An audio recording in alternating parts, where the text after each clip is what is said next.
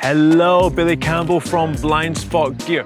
Now you are in for a treat today, and that is not because we have come down to the woods, but because we are interviewing Seamus McGarvey. Now this guy has lensed some of the best films of this century. Godzilla, the Avengers Ensemble, and all the way to some cult classics like We Need to Talk About Kevin.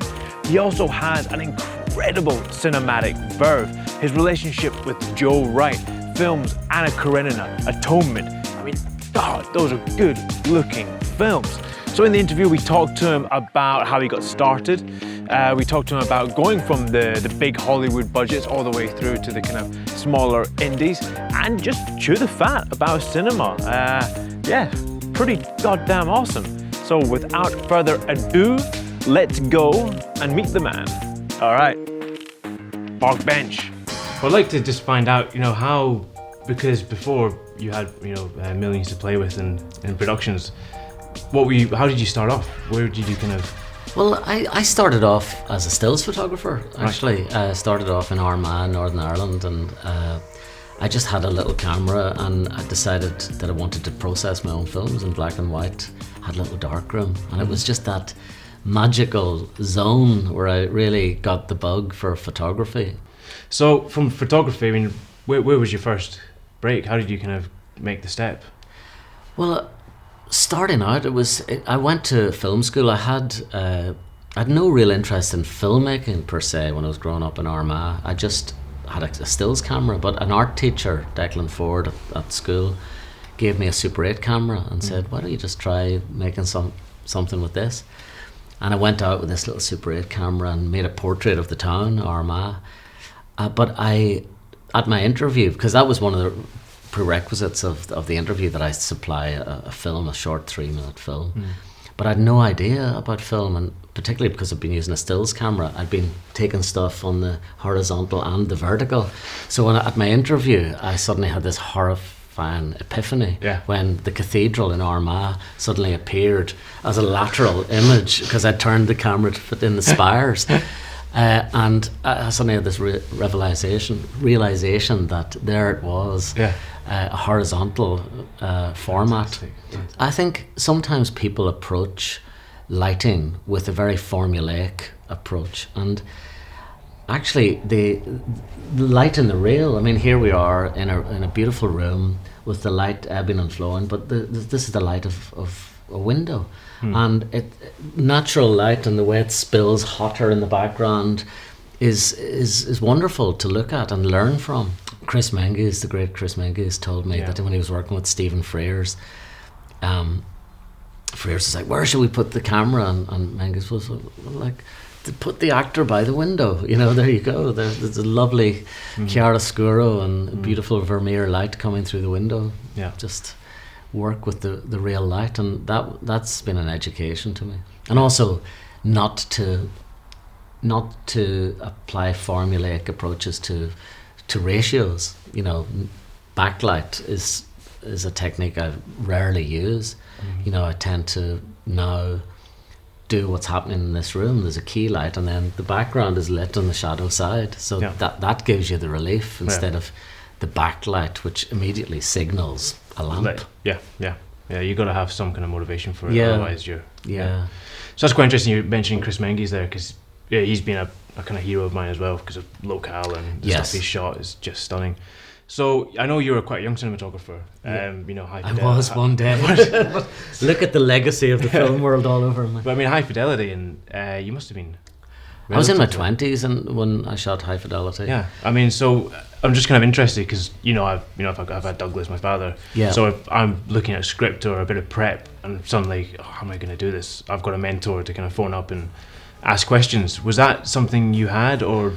It was actually, and I had Chris Menges was a great mentor of mine and is still, and also Jack Cardiff, the great Jack Cardiff, was somebody that I called a lot, and he used to come here to Edinburgh and he visited and stayed with us on a number of occasions. He was just such an incredible, he's still my favourite cinematographer of all time, Jack Cardiff. I just love the verve and artistic abandon of his work, and it was genuinely radical approaches in the days of Technicolor when Natalie Kalmus and the Technicolor company themselves were horrified at what he was doing to the torture in their stock as they saw it.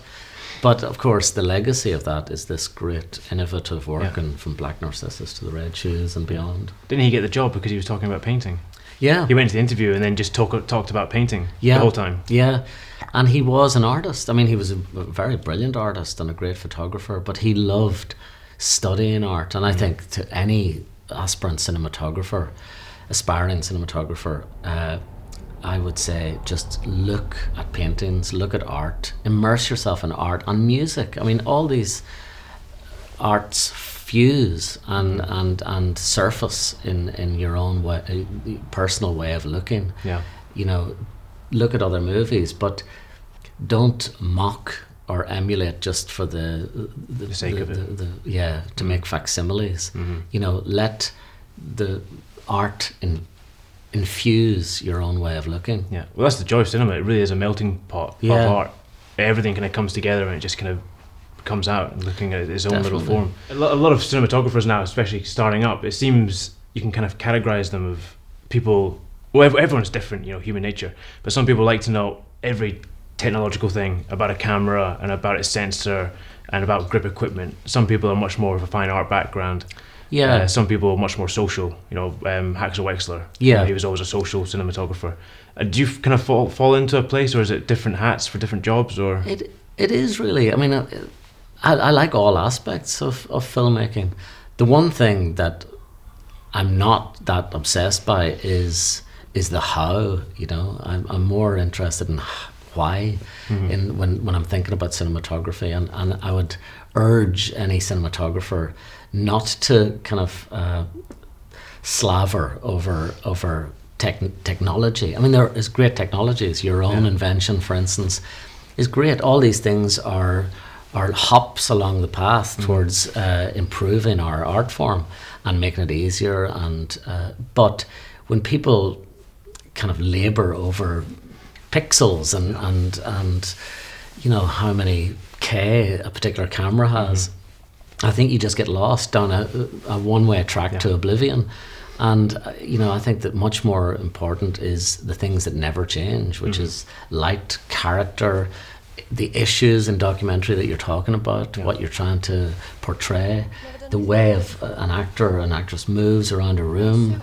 All those things are much more interesting to look at than how many pixels a camera has. No, I agree. And I think that's it's good to hear you saying that, because it's always secondary. Technology is always secondary, you know. Well, that's what I found about growing up in a dark room and being able to forget about technique, you know, almost doing it by routine. You know, like guitarists gigging every night, like 3 nights a week in a garage band. You know, after a while you forget about it, but it leaves you space to express.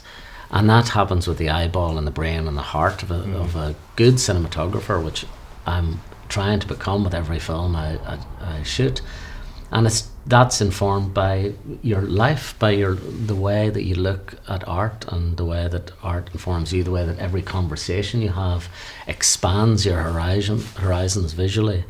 And hopefully that percolates through when you actually make a choice about where to put a camera and where to put a light. Yeah. So that's great. We talked a little bit about the individual as a cinematographer and the kind of things that instill your kind of choice of style. But obviously it's a collaboration. We've also touched on that. So how, in kind of pre-production, how do you get onto the same page as the director, or what's your kind of process you go through? Well, I'm a different cinematographer with every single director. And that's the kind of the scary thing, because you wonder, how come I might be able to migrate that far?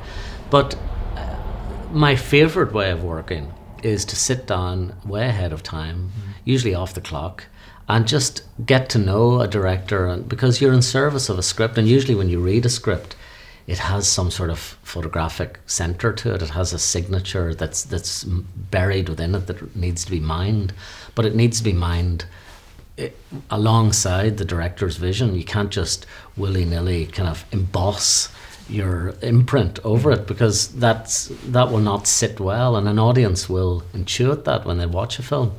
So the best way is, and I love particularly working with Joe Wright, with whom I've done 5 films, and on Atonement and on Anna Karenina, there was a great pooling of ideas. There was a sort of a democracy of ideas with the director, the cinematographer, myself, the designer, and costume and makeup. We're all around, and producers, we're all around the table, and ideas are constantly put into the centre and absorbed or discarded according to what's appropriate. And Joe would like a sheepdog kind of steer those in the right direction, and gradually you have this organic mutating idea that gradually gets strained into something that ultimately becomes quite strong. And it becomes quite strong because it's been cogitated over, it's been chewed over and thought about, and thought is really important, and it shows, because it's like cooking, or it's like anything.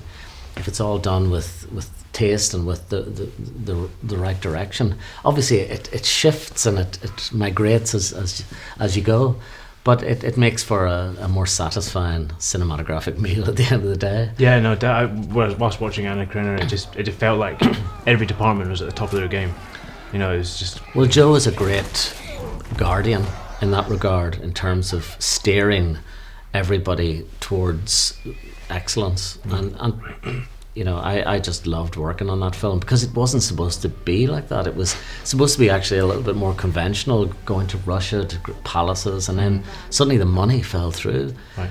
And it had to be totally reconceived as a theatrical piece. Right. And Joe and his designer, Sarah Greenwood, came up with this incredible, you know, radical solution to try to save the film. Yeah. And it actually worked for the film, and allowed me as a cinematographer just to go, okay, throw out the rule book. Now I can use theatrical sources. I can treat it like a theatre play, with dimming, with changes. I can go from tungsten candlelight to spotlight. I can do all this stuff that traditional period photography, cinematography doesn't allow for, because it would stick in the craw of veracity of the period. But here was something that you just go, well, we're on a merry-go-round of cinematographic merry-go-round, like, do whatever the hell you like. What it did was those parameters were set in. We were suddenly said we can only afford 2 stages at Shepperton, so yeah, basically you've got to make this one stage work and be modular. Like, these flats turn on their side, and now you've got a different set, or by the dimming of lights, you've gone from a landscape to a detail.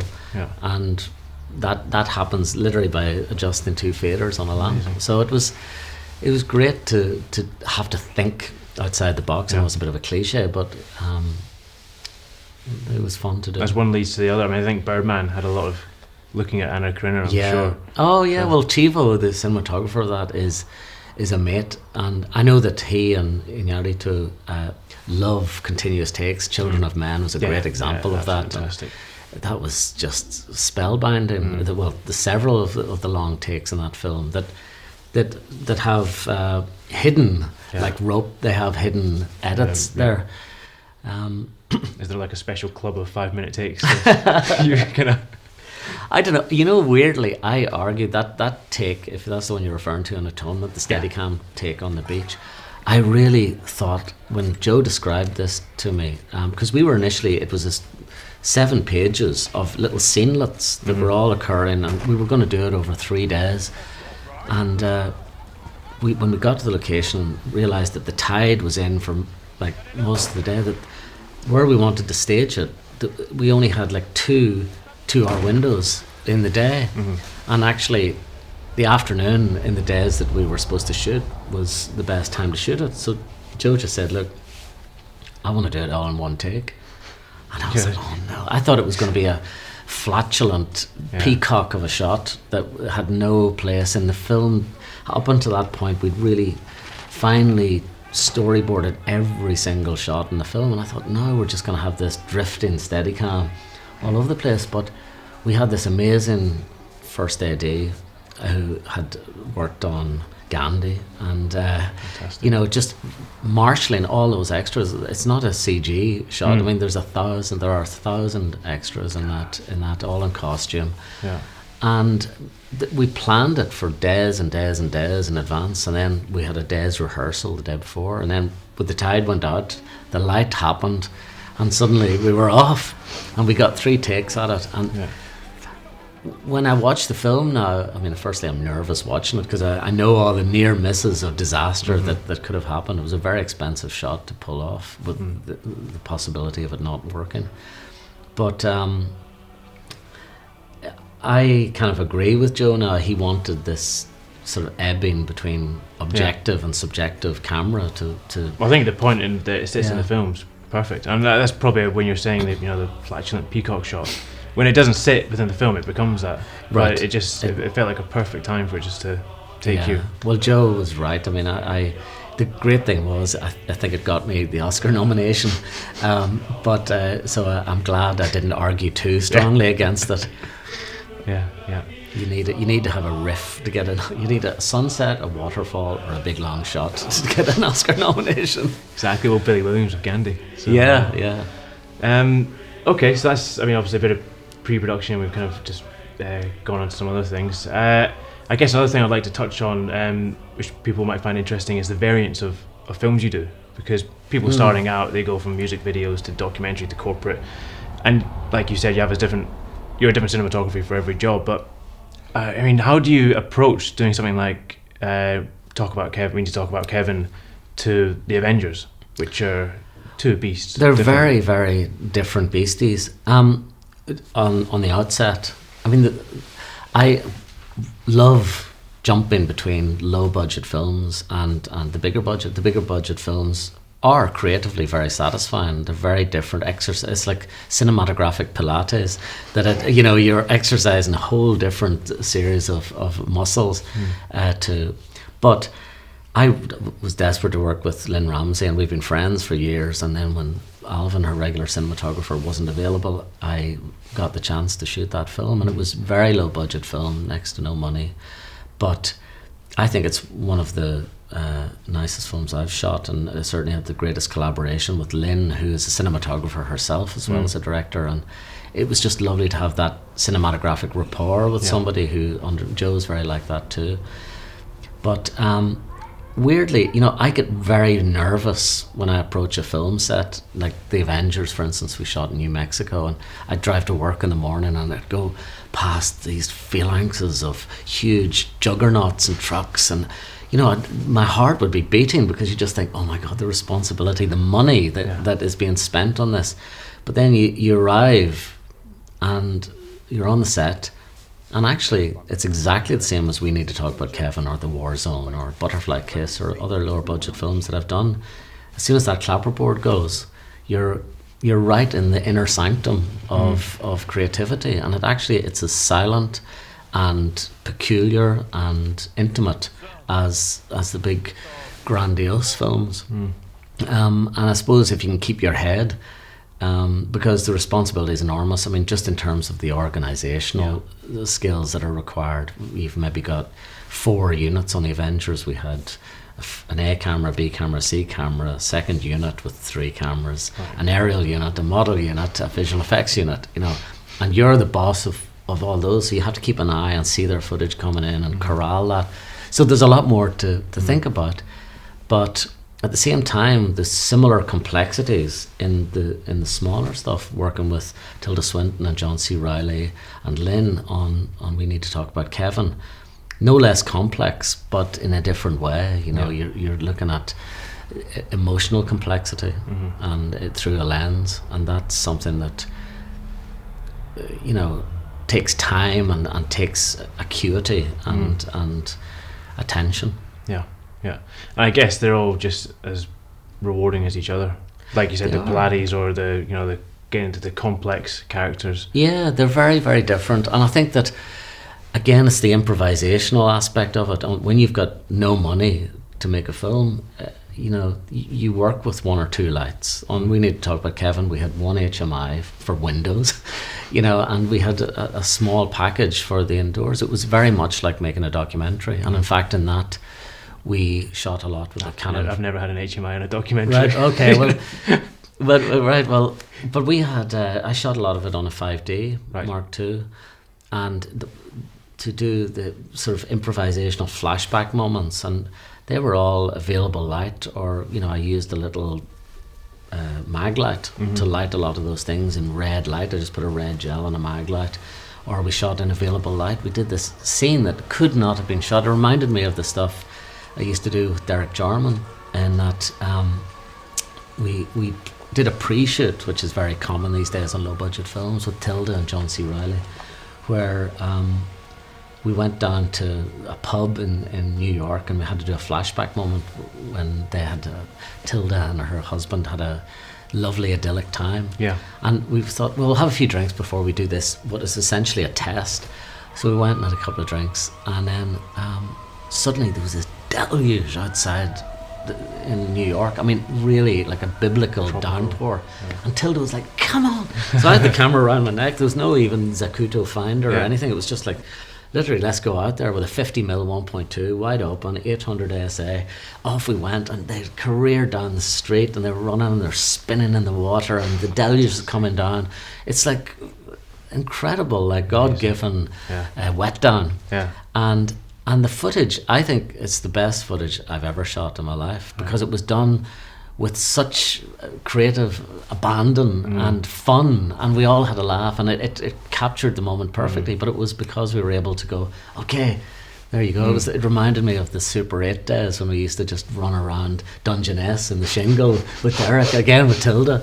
But she was laughing about it, that it reminded her of that. It was like Derek was there, his spirit was with us. The rest of the film was shot very precisely using anamorphic, shot on Fujifilm 35 with old anamorphic lenses, C series from the 60s. Yeah, so there were beautiful aberrations and mess ups at the edges, no perfection. That's beautiful. Everyone has their own character. Yeah, they are. They're like little orphans, each one, aren't they?